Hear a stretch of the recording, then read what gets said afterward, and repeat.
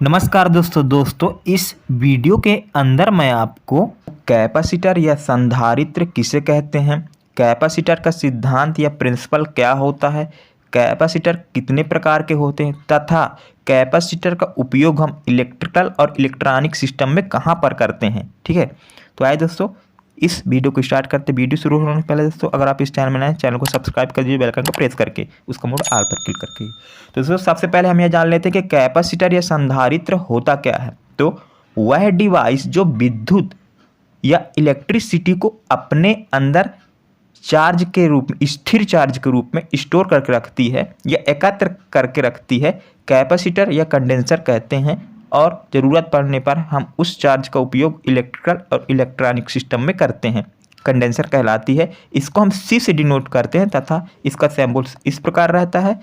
इसका मात्रक फैराड में होती है।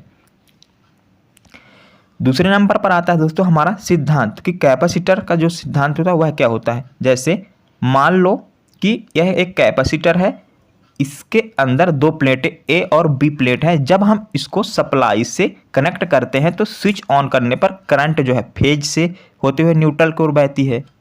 इस कारण इलेक्ट्रॉन प्लेट के अंदर ए से बी की ओर होगा।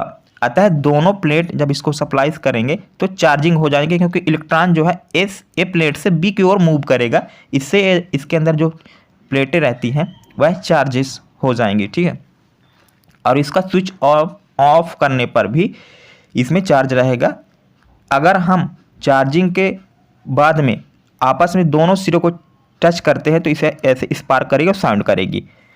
तो समझ जाना चाहिए कैपेसिटर चार्ज है। तीसरे नंबर पर आता है दोस्तों कैपेसिटर के टाइप। तो कैपेसिटर के जो टाइप्स होते हैं मुख्यतः पहले दो प्रकार के समझते हैं।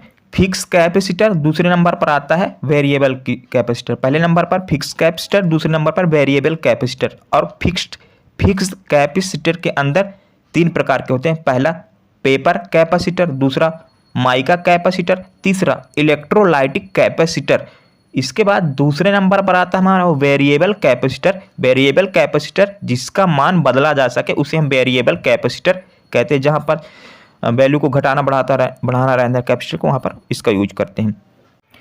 कैपेसिटर का दोस्तों अब हम बात करते हैं उपयोग हम इलेक्ट्रिकल और इलेक्ट्रॉनिक सिस्टम पर कहाँ पर करते हैं। तो दोस्तों सबसे पहले हम कैपेसिटर का उपयोग करते हैं, पहले नंबर पर है सिंगल फेज मोटरों को स्टार्ट करने में। होता है क्या दोस्तों, जो सिंगल फेज मोटर होती हैं उसको बिना कैपेसिटर के स्टार्ट नहीं किया जा सकता, क्योंकि जब हम उसमें कैपेसिटर बिना लगाए ही उसको चालू करते हैं तो वह केवल अल्टरनेटिंग मैग्नेटिक फील्ड क्रिएट करती है। इस कारण उसको स्टार्टिंग टार्क देने के लिए हम कैपेसिटर का उपयोग सिंगल फेज मोटरों को में करते हैं। ठीक है, दूसरे नंबर पर आता है एसी सप्लाई में पावर फैक्टर को बढ़ाने के काम करने में सप्लाई के पैरेलल में जोड़ा जाता है। तीसरे नंबर पर स्पार्क को कम करने में स्टार्टर में।